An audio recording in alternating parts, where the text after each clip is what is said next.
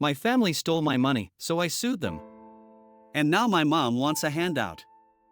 I always believed that family meant loyalty. Growing up, my parents taught me that no matter what, you stick by your family. We weren't rich, but we were close-knit. My mom, dad, and younger sister Jenna made up my whole world. My parents had me when they were young, barely out of high school, and I watched them struggle to make ends meet while raising me and Jenna. My dad worked long hours as a construction worker, while my mom juggled multiple part-time jobs. It wasn't easy, but they did their best to give us what they never had. My parents always stressed the importance of hard work. They didn't have the luxury of higher education, so they pushed me and Jenna to excel in school, constantly reminding us that education was our ticket to a better life. I took that to heart. I studied hard, got into a good college on a scholarship, and eventually landed a job in finance that paid well. I was the first in my family to graduate from college, and when I got my first paycheck, I remember feeling a rush of pride.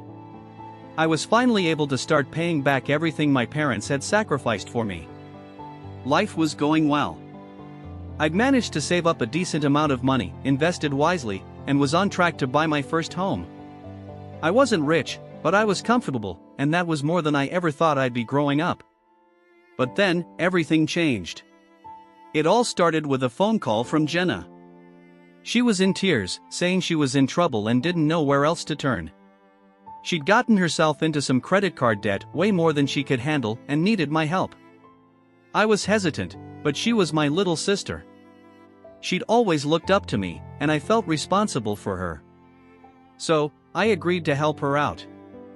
I paid off her debt, about $15,000, on the condition that she'd get her finances in order and start paying me back monthly. She agreed, crying tears of gratitude, promising that she'd change. That was the first crack in the dam. A few months later, I noticed some unusual transactions on my bank statements. At first, it was small amounts, $50 here, $100 there, that I didn't remember spending.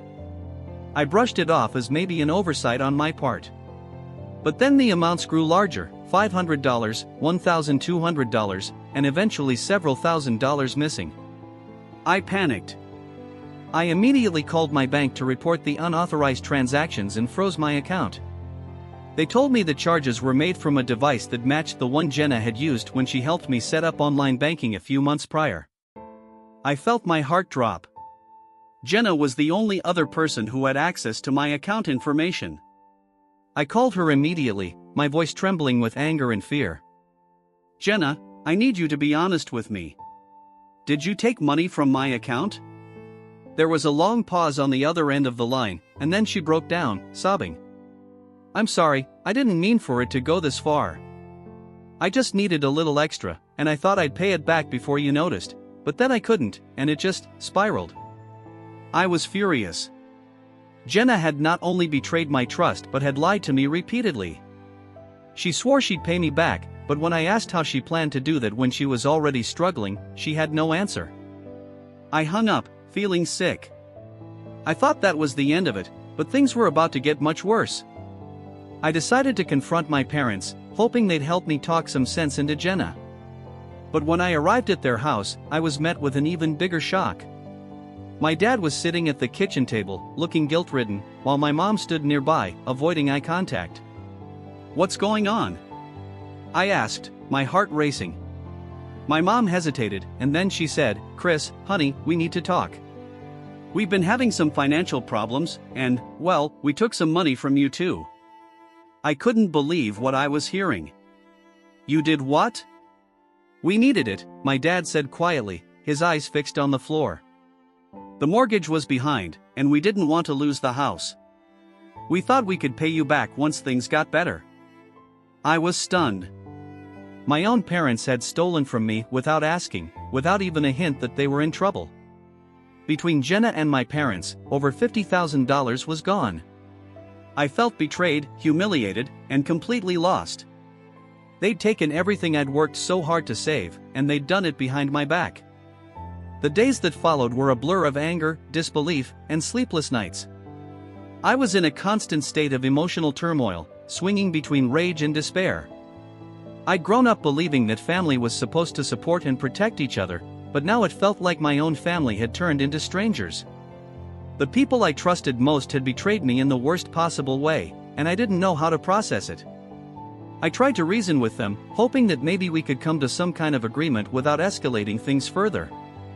I sat down with Jenna, my parents, and a notebook full of repayment plans, hoping to map out a way for them to pay me back over time.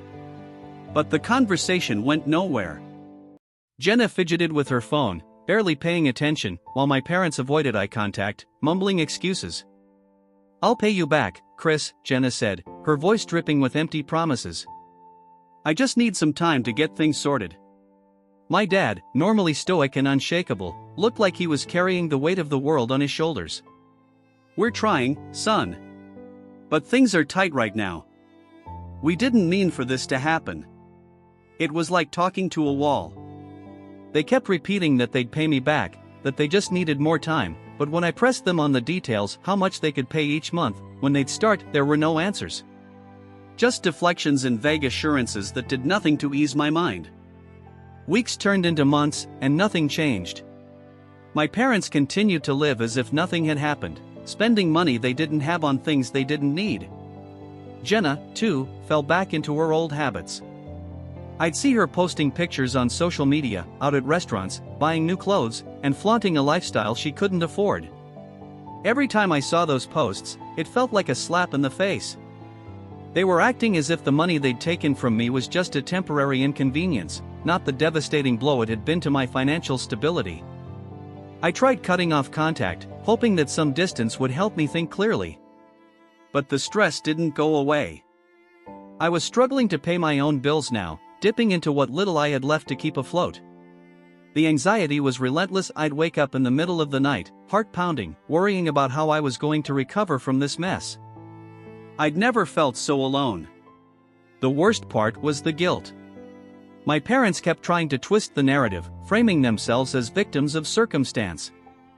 They'd call me, voice quivering, telling me how hard things were for them, how they never meant to hurt me, how I needed to understand. They'd try to guilt trip me into feeling sorry for them, as if their financial struggles somehow justified what they'd done. One afternoon, I got a call from my dad. He was upset, saying that they were behind on the mortgage again and that if they didn't come up with the money, they could lose the house. He begged me to give them more time, to reconsider suing, to think about the family. His voice cracked as he spoke, and for a moment, I felt a pang of sympathy. But then I remembered the sleepless nights, the empty bank account, and the endless promises that had never been kept. "Dad, I can't do this anymore," I said, my voice breaking. "I've given you every chance to make this right, and you haven't. You took everything from me, and you're still asking for more. I don't know what else to do." He was silent for a long time before he finally said, "I thought family meant something to you." That one sentence shattered me. I hung up and cried, feeling the weight of all the broken trust, the love that had been tainted by greed, and the realization that they were never going to change. I knew then that I had to protect myself, even if it meant taking the hardest step of all. Suing my family felt like a betrayal, but deep down, I knew it was the only way forward. I reached out to Karen, a lawyer who came highly recommended by a colleague. From the moment I walked into her office, Karen exuded an air of confidence that I desperately needed. She listened as I poured out the entire story, every detail of the theft, the lies, and the broken promises. Karen nodded thoughtfully as I spoke, jotting down notes. "I've handled cases like this before," she said, her tone both empathetic and firm. "It's never easy, but you have to stand up for yourself. Your family crossed a line, and you deserve to be made whole again." Filing the lawsuit was an emotionally draining process. It wasn't just the legal hurdles, it was the constant reminder that I was taking my own family to court. Each step felt like a stab in the back of the people who had raised me. I kept replaying memories of family dinners, holidays, and happy moments, wondering how we'd ended up here. The day we served the lawsuit was tense. Karen had warned me that my family would likely react poorly, and she wasn't wrong. Within hours, my phone was flooded with calls and messages from my parents and Jenna. My mom left a tearful voicemail, begging me to reconsider, while my dad's message was filled with anger, accusing me of destroying the family.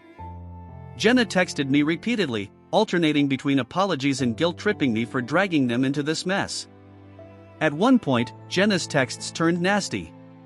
"You're a terrible brother," she wrote. "You're just doing this for the money. You don't care about us at all." I stared at the screen, feeling my blood boil. It wasn't about the money, it was about the betrayal, the lies, and the utter disregard for everything I'd worked for. But arguing with her felt pointless. They'd never see things from my perspective. They'd never own up to what they'd done. When the trial began, the tension reached a boiling point. Walking into the courtroom felt surreal. My parents sat on one side, looking defeated and small, while Jenna stared at her phone, refusing to meet my eyes. I was on the opposite side, feeling like an outsider in my own family's story. Karen presented our case with precision and professionalism.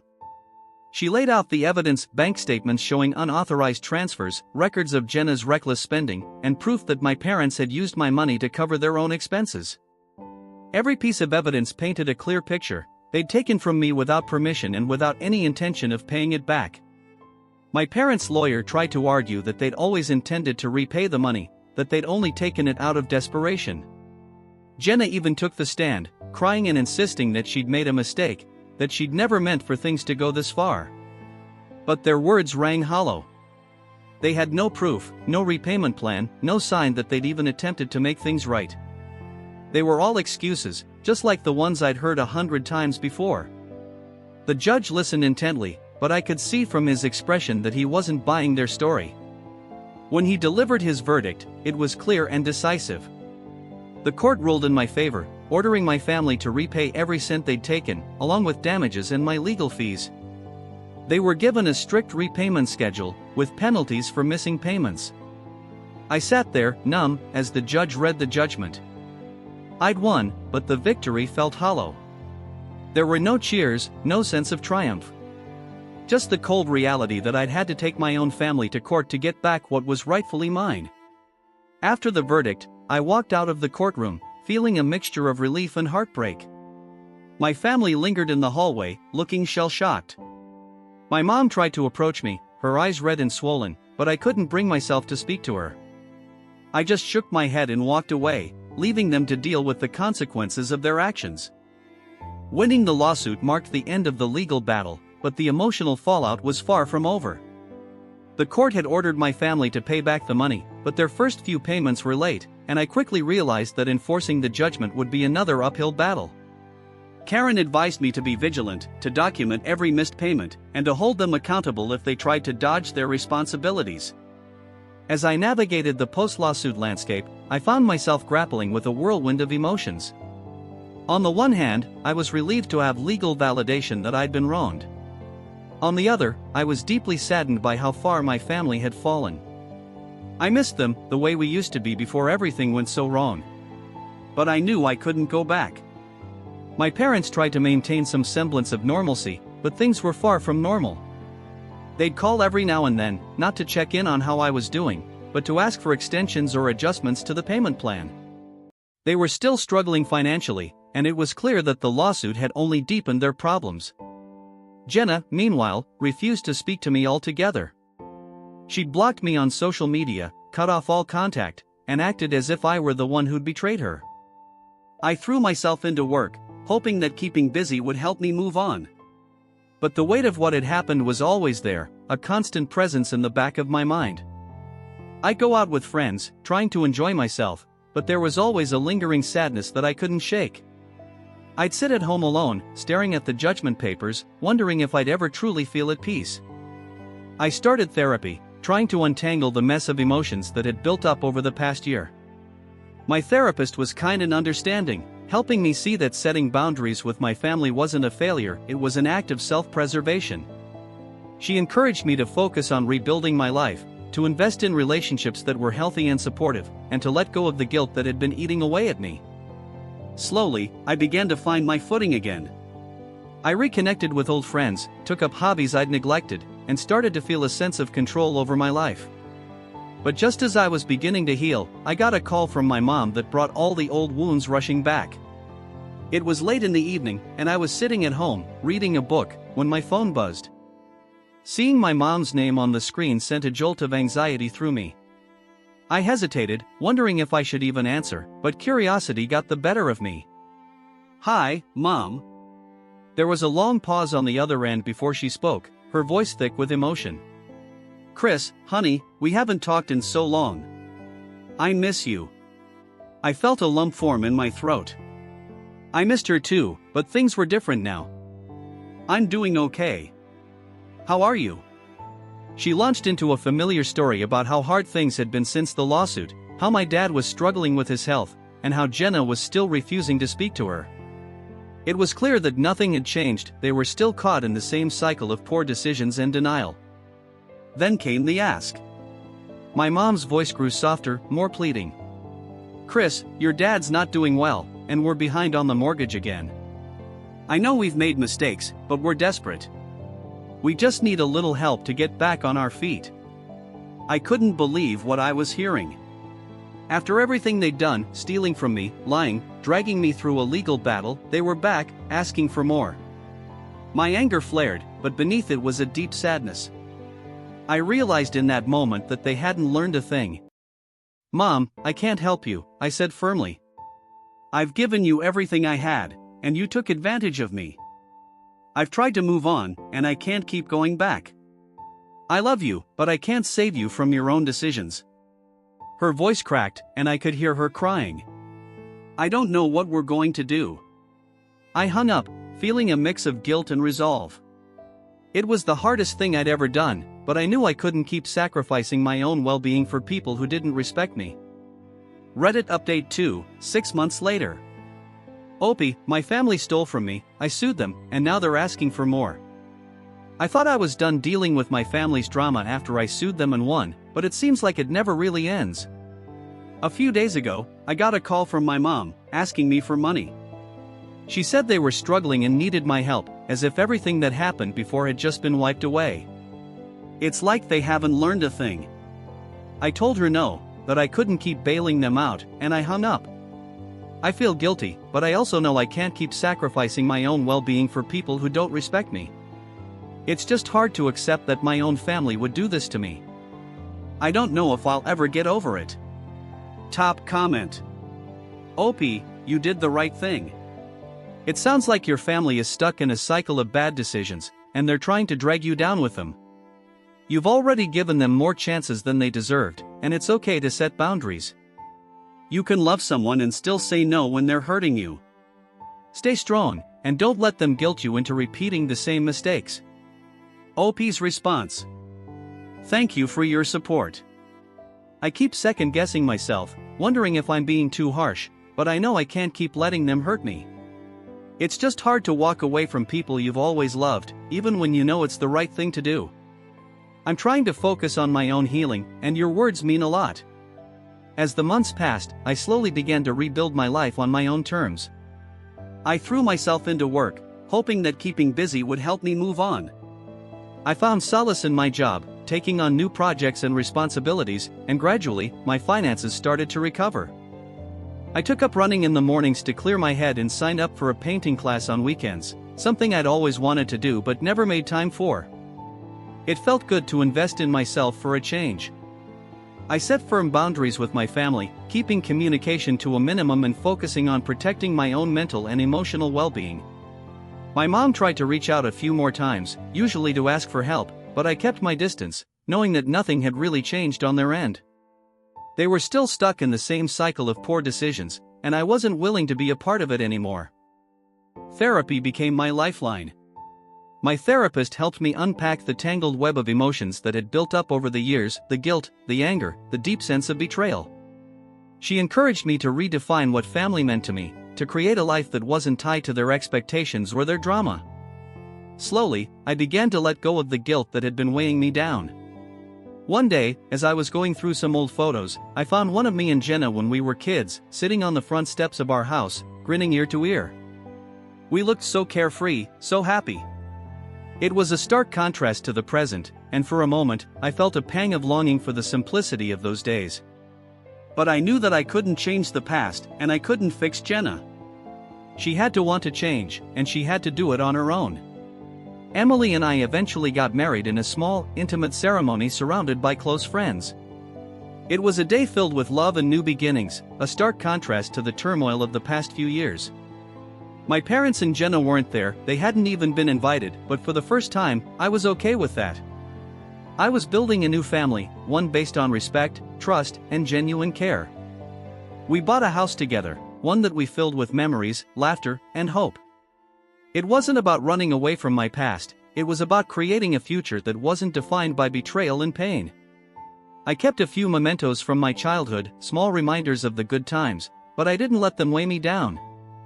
I knew that I couldn't change what had happened, but I could choose how I moved forward. And for the first time in a long time, I felt at peace with the choices I'd made. I wasn't just surviving anymore, I was living on my own terms. The road ahead wasn't perfect, and I knew there would be bumps along the way. But I was ready to face them, armed with the knowledge that I was stronger than the circumstances that had tried to break me. I'd stood up for myself, fought for what was right, and in the process, I'd found a version of myself that I was proud of. And that, more than any amount of money or family approval, was worth fighting for.